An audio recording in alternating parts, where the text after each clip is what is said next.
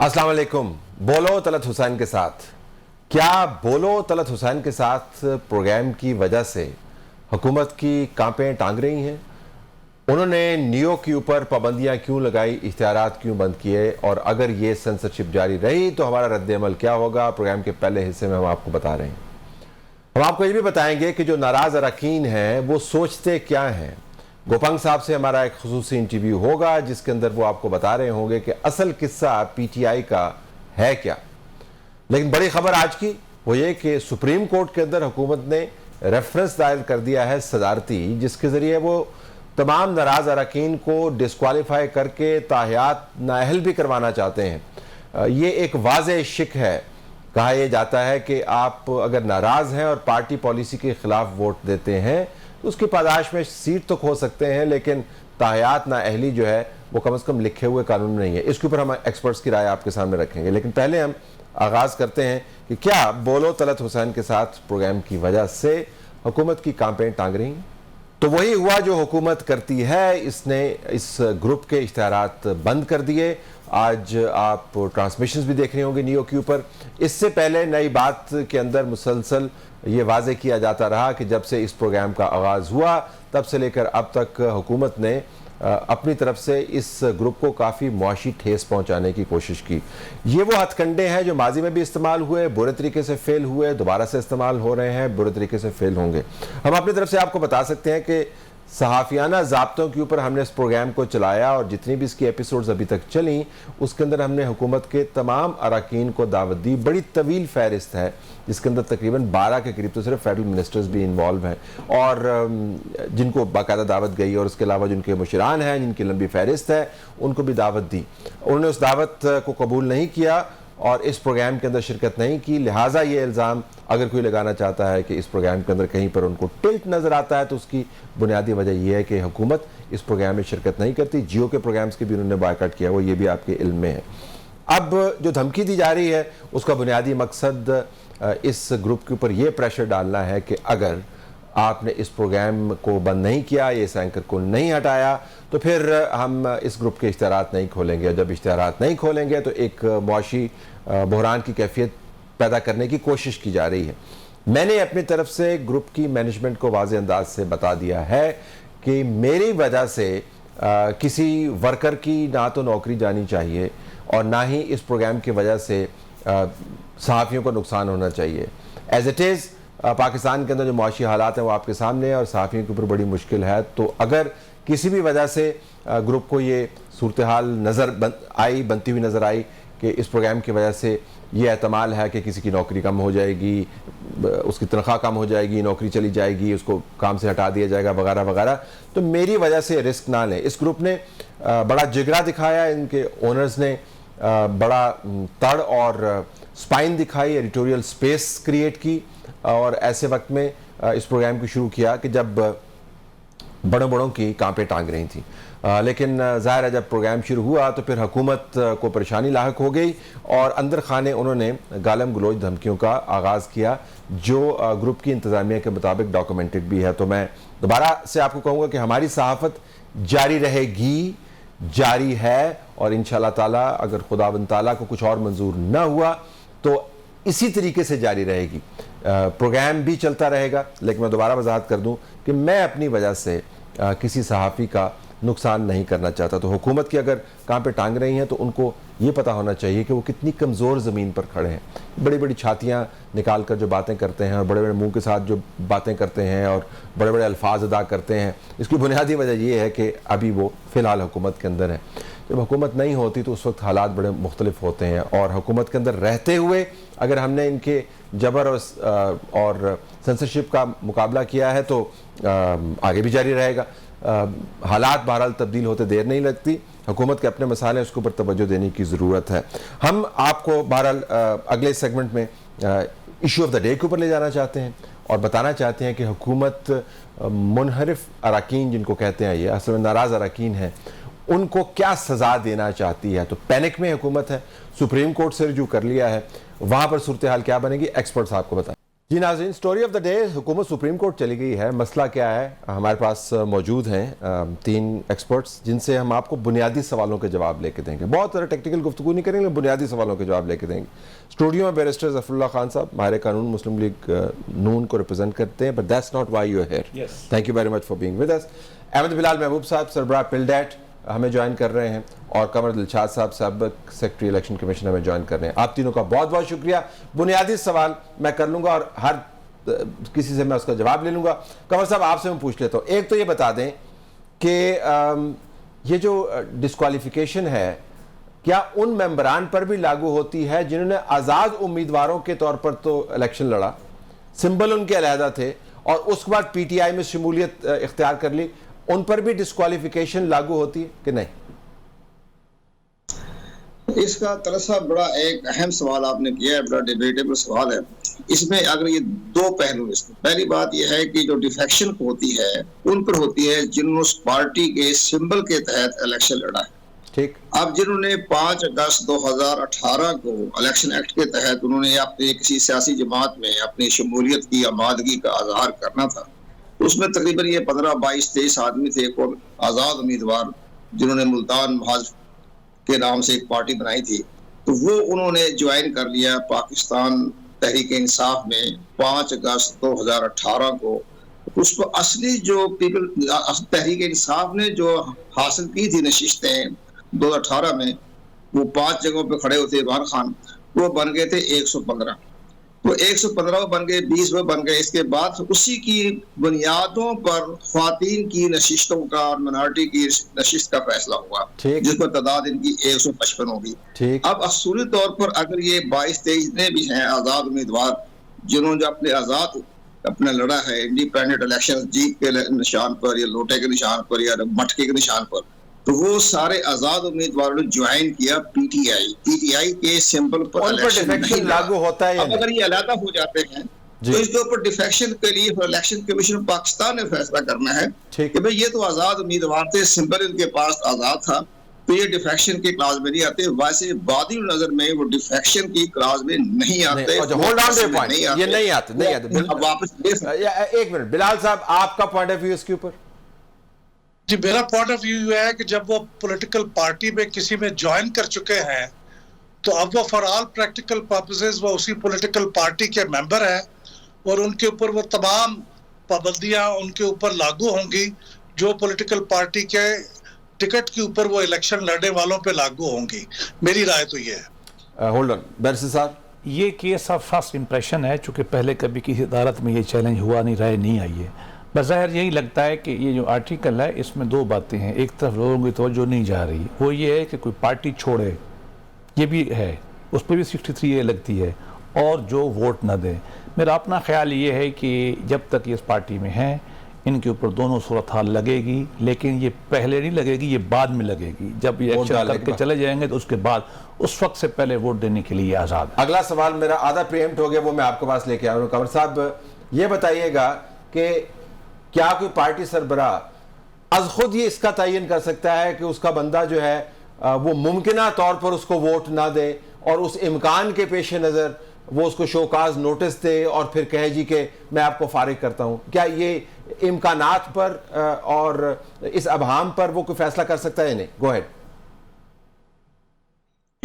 Party کا سربراہ کے پاس تو یہ اختیارات نہیں ہیں کہ کسی کو فارغ کرے. ہاں، جس نے اپنی پارٹی کے سمبل کے تحت الیکشن لڑا ہے وہ بے شک ان کو پارٹی سے نکال دیں، لیکن وہ اپنے اپنے امیدوار کی آزاد کو اپنے ممبر کے حیثیت سے قومی اسمبلی بیٹھے رہیں گے، لیکن بے شک نکال دیں ان کو. لیکن نکالنے کا اصلی جو ڈیفیکشن ہے یا فلور کراسنگ ہے وہ وہی ہوگا جنہوں اس پارٹی کے سمبل پہ الیکشن لڑا. لکھا سمبل کا الیکشن، سمبل پہ جو الیکشن لڑا ہے وہ ٹھیک ہے، فلور کراسنگ کے زد میں آئیں گے، اس کا فیصلہ الیکشن کمیشن پاکستان نے کرنا ہے.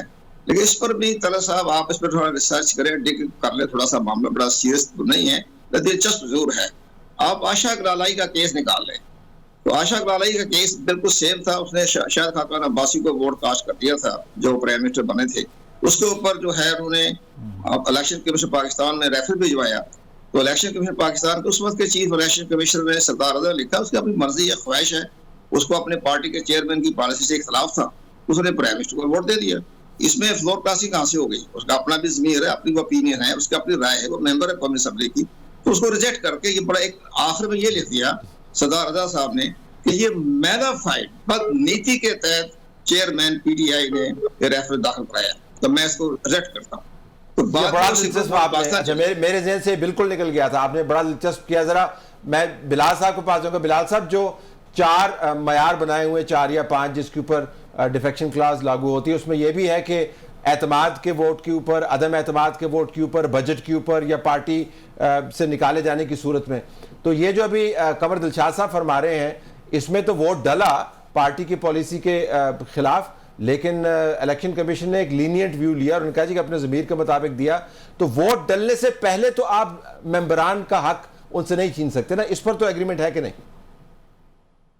اوکے، بیرسٹر صاحب آپ کو بات، بلال صاحب آپ کو فی الحال دیکھیے 63A بذات خود یہ بتا رہی ہے، جب ایک کام کا ایکشن کا ریزلٹ بعد میں بتایا جائے، اس کا مطلب ہے کام ہوگا تو ہوگا نا۔ ٹھیک، پرائم منسٹر کو یا کسی پارٹی ہے کو ہائپوتھیٹیکلی کوئی حق نہیں ہے، قانون کا بھی ہائپوتھیٹیکل پہ نہیں چلتا، ناول اور فکشن چلتے ہیں، قانون تو کنکریٹ ہوتا ہے نا، ایک عام ہو جائے گا۔ اچھا، اس میں انٹرسٹنگ بات ہے، آپ نے پہلے پریزیوم کر لیا کہ ہمارے خلاف ووٹ جائیں گے، اگر یہ بات ٹھیک ہے تو اس کا مطلب ہے you have lost the majority, جائیں پھر آپ گھر۔ اگر آپ نے یہ بات مانی لیے کہ میرے خلاف ووٹ کرنے لگے ہیں، اس کا مطلب آج آپ کو معلوم ہو گیا نا کہ آپ کے پاس میجارٹی نہیں، پر بیٹھے آپ کس لیے؟ یہ بات طے ہے کہ ان کو کوئی حق حاصل نہیں ہے، یہ شکایت کریں گے اس وقت جب ڈیفیکشن ہو جائے گی، اسپیکر کے پاس 2 دن، اس کے بعد الیکشن کمیشن کے پاس جائے گا، وہ اس کو میرٹ کے پاس دیکھیں گے۔ اس سے پہلے کسی کو روکنا، یہ ہٹلر کا فاشزم تو ہو سکتا ہے، جمہوریت نہیں ہو سکتی۔ جمہوریت کنونشن پہ چلتی ہے، لا پہ چلتی، آئین میں واضح طور پہ لکھا ہوا ہے ہر آدمی کا رائٹ ہے کس طرح ووٹ دے۔ بلال صاحب، سوال ذرا میں کسی اور زاویے سے کر لیتا ہوں، جب تک ووٹ نہیں ڈلے ان صورتحال میں جس کا مینشن کیا گیا ہے ڈیفیکشن کے اوپر، تب تک آپ مفروضے پر لوگوں کو فارغ کرنے کی درخواست نہیں کر سکتے۔ Isn't that a fact؟ بالکل بالکل، یہ بالکل واضح ہے، ہمارے آئین کے اندر یہ بالکل واضح لکھا ہوا ہے، اس میں کوئی ابہام بھی نہیں ہے، وہ ایک پورا پروسیس لکھا ہوا ہے، وہ ٹریگر ہی اسی وقت ہوتا ہے جب وہ آدمی یہ کام کر چکتا ہے، تو پھر ہی سربراہ ہے کسی پارٹی کا وہ ڈیکلریشن دیتا ہے۔ ڈیکلریشن تو اس چیز کا ہوتا ہے نا جو ہو چکی ہو، تو جو ابھی ہوئی نہیں اس کا ڈیکلریشن کیا ہوگا؟ مفروضے کی بنیاد پہ کوئی ڈیکلریشن نہیں ہو سکتا، اور میرے خیال میں اس کی کوئی حیثیت نہیں ہے۔ ذرا دلشاد صاحب، سزا کیا ہے؟ یہ سزا ہے یا اس کی کاسٹ ہے؟ اور دونوں میں فرق ہے کہ سزا ہے ایک مورلی اور کانسٹیٹیوشنلی ریپریہنسبل ایکٹ میں، کاسٹ یہ ہے کہ اگر آپ یہ کام کریں گے تو اس کی آپ کو کچھ سزا کچھ آپ نے خمیازہ بھگتنا ہے اس کا۔ یہ بتائیے گا کہ کیا پارٹی لائن کراس کر کے جو ووٹ ڈلتا ہے وہ ووٹ ڈیفیکٹیو ووٹ ہوگا، وہ کاؤنٹ ہی نہیں ہو سکتا، یا وہ افیکٹیو ووٹ ہوگا؟ نہیں، ڈیفیکٹیو جب اس کا فیصلہ بھی سپریم کورٹ آف پاکستان میں ہو ہی رہا ہے، لیکن ظاہر ہے سپریم کورٹ آف پاکستان نے بھی آرٹیکل 63A کے تحت ہی فیصلہ ابھی تک کیا رہا ہے؟ اب وہ ہمیں کورٹ کیا ابھی تک کیا رہا ہے؟ سیدھا مسئلہ ہے، یہ بڑا آسان نہیں ہے، اور پارٹی کا جو پارلیمانی لیڈر جو ہے وہ جس نے ڈیفیکشن کی ہے، فلور کراسنگ کی ہے، اس کے خلاف پہلے وہ چارج شیٹ نوٹس کرے گا، نوٹس جاری کرے گا، چارج شیٹ کرے گا، اس ہیئرنگ کرے گا، اس کے ڈیکلریشن لے گا، وہ تمام ڈاکومنٹ تیار کرنے کے بعد وہ اسپیکر قومی اسمبلی کو بھیجے گا، اسپیکر قومی اسمبلی بھیجے گا چیف الیکشن کمیشنر کو، اور وہ اپنی فیصلہ جو ہے وہ 1 مہینے میں کریں گے۔ ایک بڑا اچھا، پھر اس کے بعد الیکشن کمیشن نے بھی اپنی کارروائی کرنی ہے، اور وہ سب کو طلب کرے گا کیا وجوہات ہیں، کیا معاملے ہو گئے۔ اگر وہ پارٹی کی جیسے ڈیفیکشن کی ہے، فلور کراسنگ کی ہے، اگر وہ اس کے بعد پارٹی کے چیئرمین کی پارٹی کی پالیسی پر چارج شیٹ کر دیتا ہے کہ جناب ان میں یہ خامیاں تھی، یہ بیڈ گورننس تھی، اس کی بنا پر میں نے اپنا فیصلہ کیا، وہ بڑا اہم فیصلہ سامنے آ جائے گا۔ جیسے آشا گلانی نے جو اپنے چارج شیٹ کا جواب دیا، اس نے بڑے خوفناک قسم کے الزام لگائے۔ درمیان میں میرا ایک سوال سن لیں، اس دوران دلشاد صاحب، اس دوران یہ تمام جب پروسیس ہو رہا ہے، جو ووٹ ڈلا ہے وہ افیکٹو ہے یا ڈیفیکٹو ہے؟ نہیں، وہ ٹیکنیک بات میں نے بتا دی نا آپ کو۔ نہیں، آپ مجھے بتائیں کہ اس دوران جب یہ پروسیس چل رہا ہے آپ کی نظر میں وہ ووٹ ڈیفیکٹو ہے یا افیکٹو ہے؟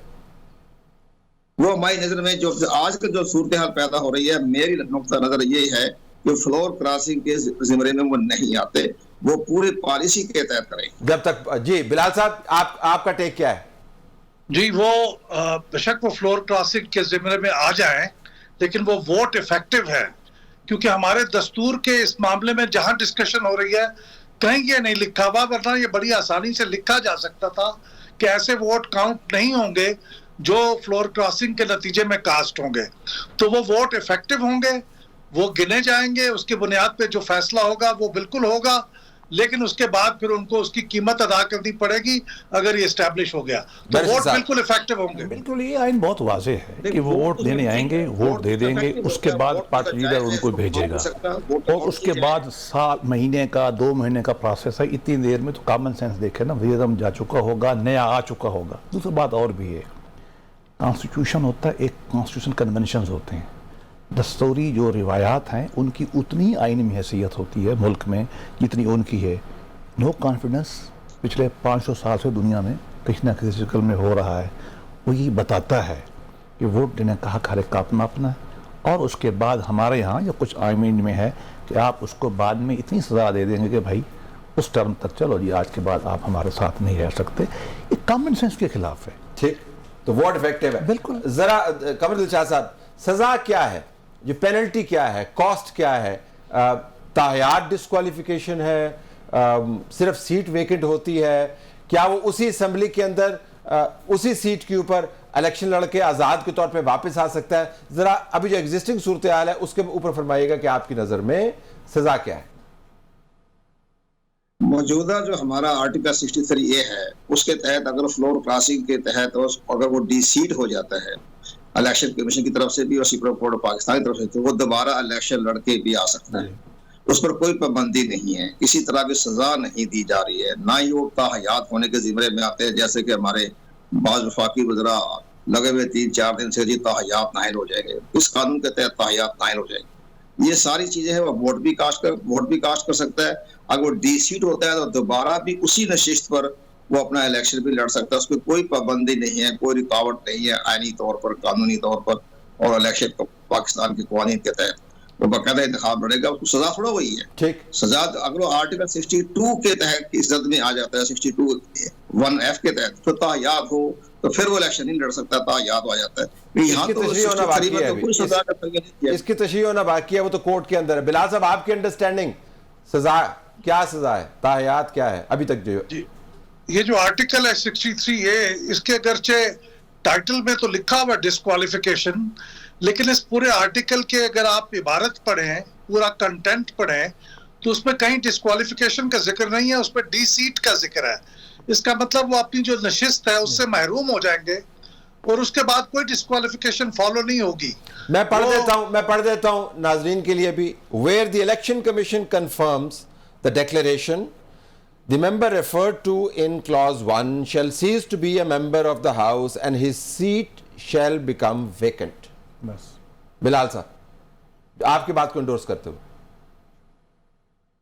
go ahead, your take. دیکھیے فلسفی کیا ہے. فلسفی یہ ہے کہ ممبر آف پارلیمان ساورن کو ریپریزنٹ کرتا ہے، عوام کو. ایک پارلیمان اٹ سیلف ساورن ہے، ممبر جو چاہے کرے، لیکن چونکہ سمبل لے کے آیا ہے تو ایک مارل ایشو انوالو ہو جاتا ہے، اس لیے اس کو ریمائنڈر پیریڈ کے لیے ہٹا دیا جاتا ہے. اس کی ساورنٹی ووٹ دینے کی ختم نہیں ہو سکتی. ایک اور لیگل پرنسپل، جو ٹائٹل ہوتے ہیں نا سیکشن کے، جیسے لکھا ہے ڈسکوالیفیکیشن، ان کو لا میں نہیں پڑھا جاتا. ٹائٹل نو بالکل ہر کتاب میں لکھا ہوتا ہے، جنرل کاز ایکٹ میں لکھا، اندر جو لکھا ہے وہ پڑھا جاتا ہے. وہ ڈی سیٹ ہو جائے گا اس وقت کے لیے. کیوں؟ ایک اخلاقی طور پہ بھی تو نے ووٹ لے کے آیا تھا ایک پارٹی کا بھی، ورنہ اس کی ساورنٹی پارلیمان کی ہے ووٹ دینا. عوام کی ساورنٹی وہ ویسے کی ویسے رہے گی، یہ ختم نہیں ہو سکتی. اور نہ یہ تاحیات ممکن ہے.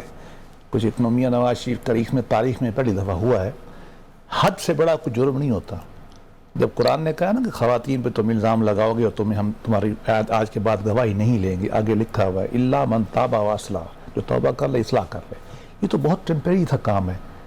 اور انگلینڈ میں کئی دفعہ نو کانفیڈنس ہوا ہے، اور ملکوں میں ہوا ہے تو کبھی ڈسکوالیفائی ہوئے، never. Okay, towards the very and Qamar دل شاہ صاحب، تو پھر اب جب صدارتی ریفرنس گیا ہے جس کے اندر واضح سوالوں کے جوابات کی بھی مزید تشریح مانگی گئی ہے کہ تاحیات ہونا چاہیے کیونکہ یہ تو 62-63 کے نیچے آ جاتا ہے، آپ اس سارے معاملے کو کیسے دیکھتے ہیں؟ کورٹ کو واضح طور پر جو چیزیں لکھی ہوئی ہیں آپ کے خیال میں ان حالات کے پیش نظر کوئی ایسی تشریح ممکنہ طور پر سامنے آ سکتی ہے جو لکھے ہوئے سے آگے کی بات کر رہی ہے؟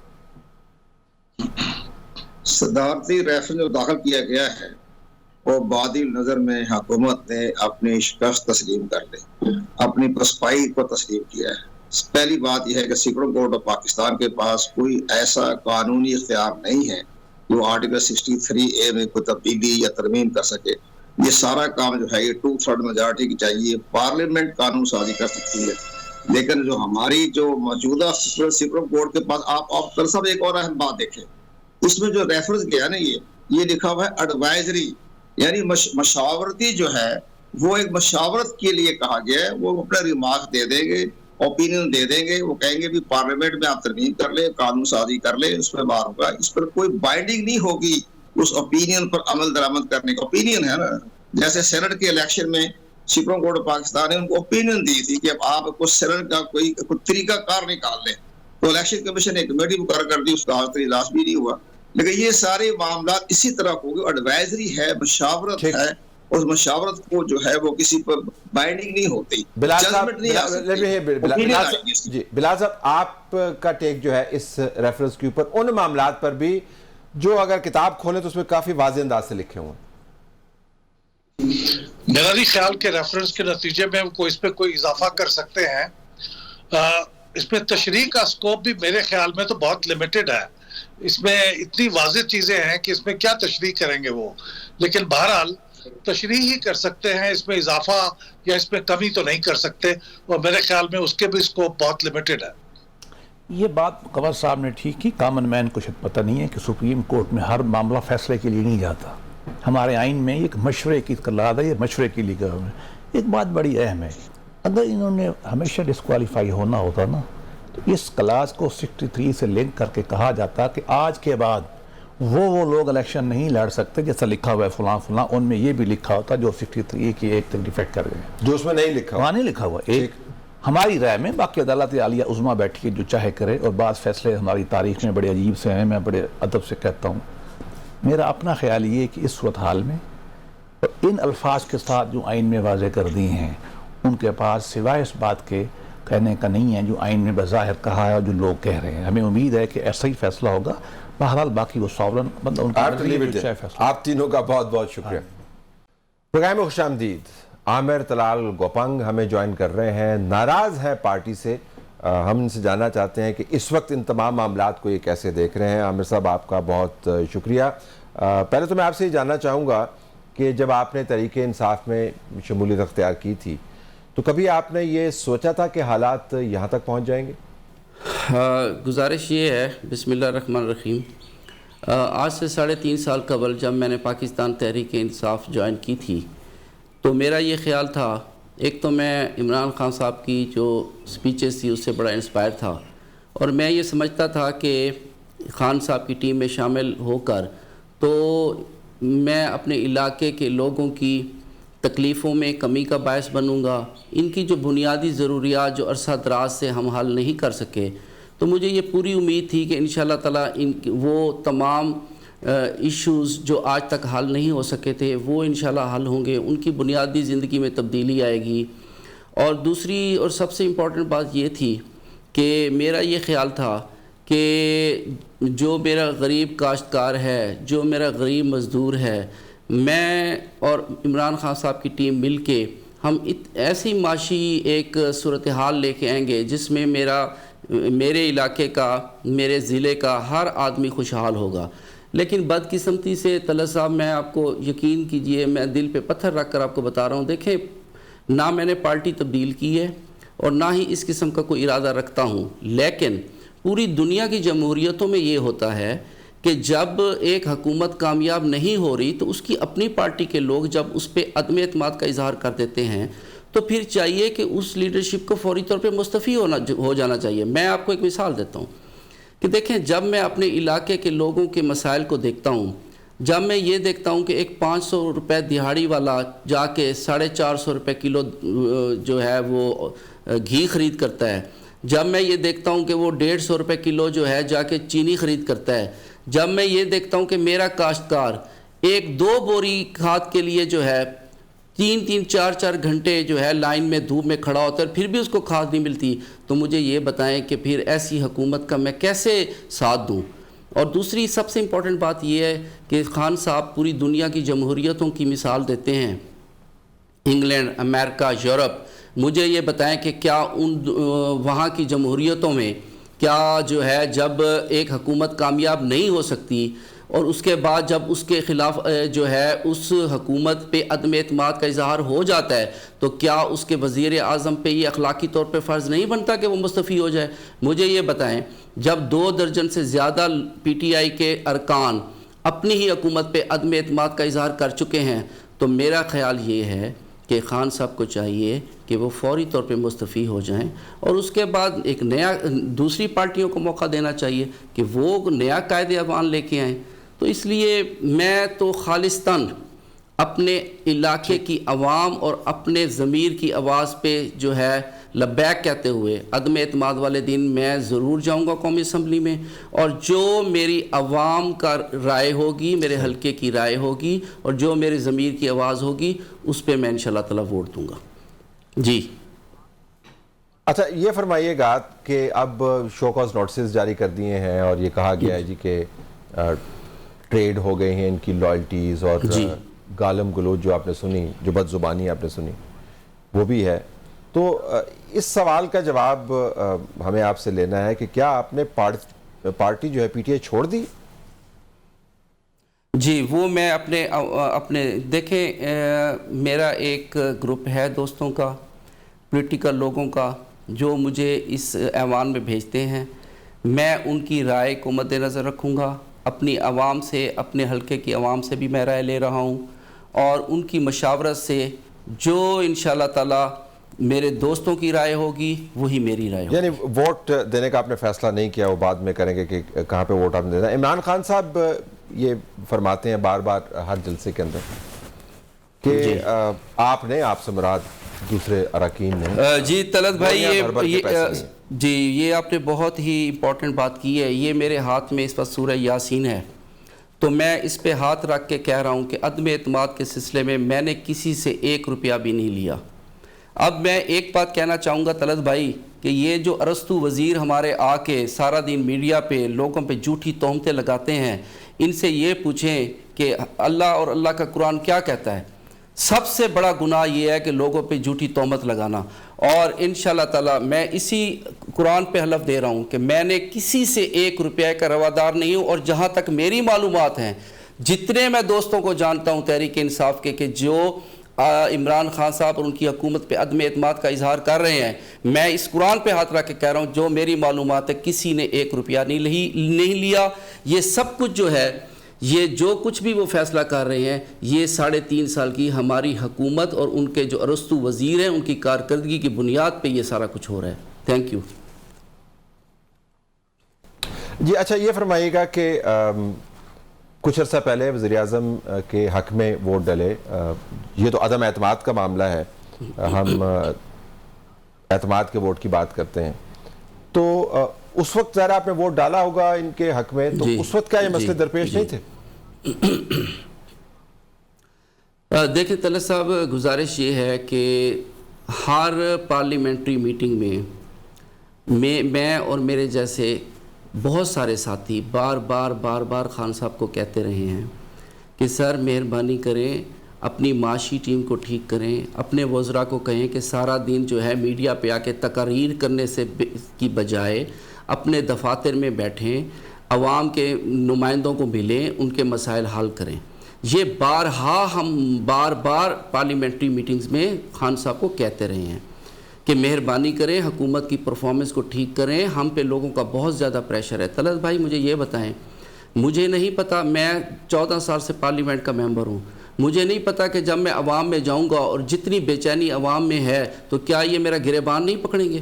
مجھے یہ بتائیں کہ جب مجھے تو ایک پالیسی سمجھ نہیں آئی آج تک اپنی حکومت کی۔ مجھے یہ بتائیں کون سی فارماسیوٹیکل کمپنیز تھیں کہ جو کہ احتجاج کر رہی تھی کہ ہماری قیمتیں بڑھائی جائیں؟ ہماری حکومت نے 4 دفعہ قیمتیں بڑھائی ہیں۔ مجھے یہ بتائیں کہ دوائی غریب آدمی کی پہنچ میں رہی ہے؟ میں کہتا ہوں غریب تو غریب جو متوسط طبقہ ہے، جو پی ٹی آئی کی سب سے بڑی طاقت تھی، سب سے زیادہ جو زہر ہے ہم نے ان کی زندگی میں گھول دی ہے. نہ ان سے بچوں کی فیس پوری ہو رہی ہے، نہ ان سے پیٹرول پورا ہو رہا ہے، نہ ان سے بجلی کا بل پورا ہو رہا ہے. سب سے زیادہ مشکلات میں وہ ہے. تو اس لیے میرے لیے یہ بہت مشکل ہے. میں انشاءاللہ تعالیٰ تحریک عدم اعتماد والے دن وہی فیصلہ کروں گا جو میری عوام کا فیصلہ ہوگا، کیونکہ میں نے پھر عوام میں ہی جانا ہے. مجھے پتہ ہے کہ میں نے اس عوام میں جانا ہے. میں کلا عامر خان کچھ بھی نہیں ہے. میرا ایک گروپ ہے، میرے دوستوں کا گروپ ہے، پولیٹیکل لوگوں کا گروپ ہے، عوام ہے میری. 10 لاکھ عوام کا میں ایک میری تحصیل علی پور اور جتوئی جہاں سے میں نمائندہ ہوں، تقریباً 8 سے 10 لاکھ کی آبادی ہے. مجھے یہ بتائیں وہ لوگ میرا گریبان نہیں پکڑیں گے کہ کیا کرتے رہے ہو تم 5 سال؟ اور دوسری بات طلعت بھائی، اتنی بری پرفارمنس ہے ہمارے وزراء کی، یہ بھی میں حلفاً میڈیا کے اوپر کہہ رہا ہوں کہ 3.5 سال میں آج تک اپنی عوام کا، علی پور کی عوام کا ایک مسئلہ بھی ان سے حل نہیں کرا سکا، ایک بھی. اگر کسی نے، اور بارہا میں منسٹرز کے پاس جاتا رہا ہوں چھوٹے موٹے معاملات کے سلسلے میں میڈیا پہ کہہ رہا ہوں کہ علی پور تحصیل کا میں دعوے سے کہہ رہا ہوں کوئی وزیر سامنے آئے اور بتائے. پہلی بات تو یہ ہے کہ یہ رستو سارا دن آ کے، اور میں آپ کو ایک اور بات بھی طلعت بھائی بتاؤں، ہماری حکومت کو ڈبانے میں ان 4-5 وزیروں کا بہت بڑا ہاتھ ہے.